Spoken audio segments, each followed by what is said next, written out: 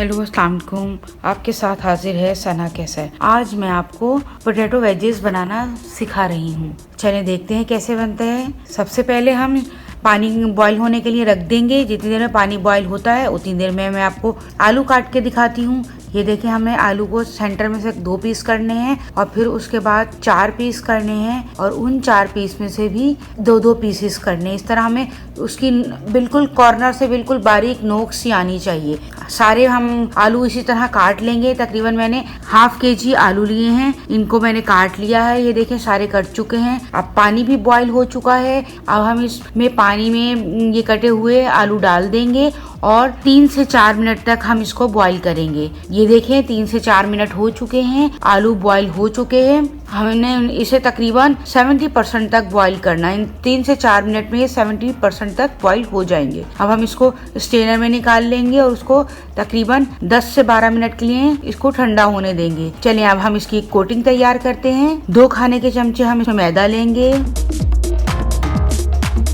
2 खाने के चमचे हम इसमें कॉर्नफ्लोर लेंगे। 1 चाय का चमचा नमक, 1 चाय का चमचा कुटी हुई मिर्ची, 1 चाय का चमचा काली पिसी हुई मिर्ची और 1 चाय का चमचा लहसुन पाउडर, 1 चाय का चमचा अनियन पाउडर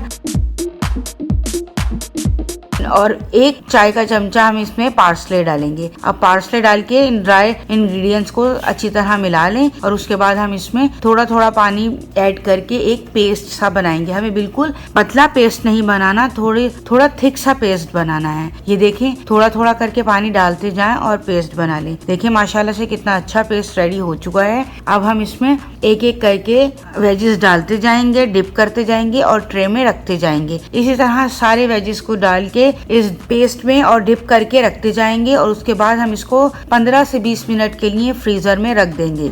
ये देखें अब 15 से 20 मिनट हो चुके हैं। अब मैंने कढ़ाई ली है और इसमें मैंने ऑयल गरम पहले से ही करने हल्की आंच पर गरम करने रख दिया था।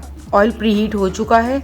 अब हम इसमें वेजेस डालना शुरू करते हैं। एक एक करके हम इसमें सारे वेजेस डाल देंगे। 2 से 3 मिनट हम इसको नहीं चलाएंगे, इसको फ्राई होने देंगे। उसके बाद हम इसको ऑयल में स्पून से चलाएंगे ताकि नीचे चिपके ना। बाज़ दफ़ा चिपक जाता है बैटर के साथ। ये देखें माशाल्लाह से कितना अच्छा कलर लग रहा है। जैसे जैसे ये गोल्डन कलर के हो जाएंगे और रेडी हो जाएंगे, क्योंकि 3 से 4 मिनट में ये फ्राई हो जाएंगे, क्योंकि 70% तो हम इसको ऑलरेडी बॉईल कर चुके हैं। आप देखें माशाल्लाह से कितने अच्छे लग रहे हैं। आप इसको बनाएं और बच्चों को दें। स्नैक टाइम में भी बना सकते हैं आप इसको। लंच में भी आप पहले से फ्रीजर में बना के रख दें और उसको बैटर में इसे डिप करके फ्रीजर में रखेंगे तो आप इसको तकरीबन 1 महीने तक इस तरह फ्रीज कर सकते हैं। अब हम इसको डिश आउट करते हैं केचप के साथ, मायोनीज के साथ। आप जिस तरह, उम्मीद है आपको मेरी रेसिपी पसंद आई होगी। अपने कमेंट्स में ज़रूर बताइएगा। मिलते हैं नेक्स्ट रेसिपी के साथ। अल्लाह हाफिज़।